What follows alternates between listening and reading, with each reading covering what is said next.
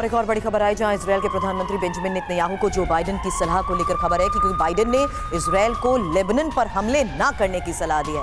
Lebanon के साथ तनाव बढ़ने से रोके इजरायल, जो बाइडेन की तरफ से कहा गया है। और ये जानना और समझना बहुत जरूरी है कि आखिर क्यों अमेरिका के राष्ट्रपति जो बाइडेन नहीं चाहते कि इजरायल का लेबनान के साथ तनाव बढ़े। उसी को देखते हुए बाइडेन की सलाह को लेकर इंफॉर्मेशन सबसे पहले आपके सामने, क्योंकि हिजबुल्लाह से तनाव कम करे इजरायल, ये बात कही गई। सीज फायर के दौरान लेबनान पर हमले से बचने की सलाह दी गई है और जवाबी हमले में सावधानी बरतने की भी सलाह दी गई है। लेकिन समझना यह भी जरूरी है कि बाइडेन ने ऐसा क्यों कहा।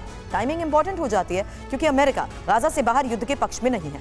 लेबनान पर हमला बड़े युद्ध को भी जन्म दे सकता है और अमेरिका मध्य पूर्व में तनाव नहीं चाहता है, जिसको देखते हुए एक्सपर्ट हमें ये अभी बात भी कर रहे थे। इसलिए निनाद, एक क्विक रिएक्शन आपका अमेरिका और अमेरिका की सलाह को लेकर जानना चाहूंगी। देखिए, ना इजराइल चाहता है कि दायरा बढ़े, ना अमेरिका चाहता है दायरा बढ़े, ना ईरान चाहता है दायरा बढ़े, पर दायरा बढ़ेगा। दायरा इसीलिए बढ़ेगा क्योंकि इसको अंग्रेजी में फॉग ऑफ वॉर कहते हैं। मिस कैलकुलेशन हो सकती है।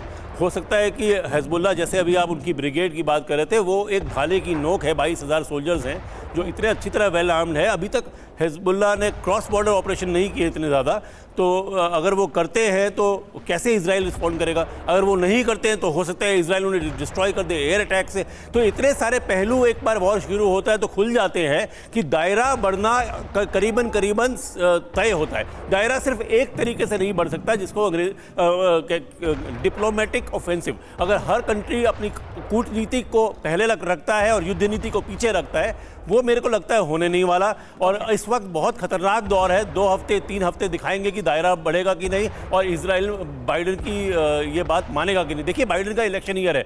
बाइडेन नहीं चाहते कि अमेरिका किसी भी तरह से इन्वॉल्व हो, पर इजराइल को उससे क्या फर्क पड़ेगा अभी देखना पड़ेगा। बिल्कुल, लेकिन युद्ध विराम के बाद आने वाले दिनों को लेकर बड़े संकेत जरूर मिल रहे हैं।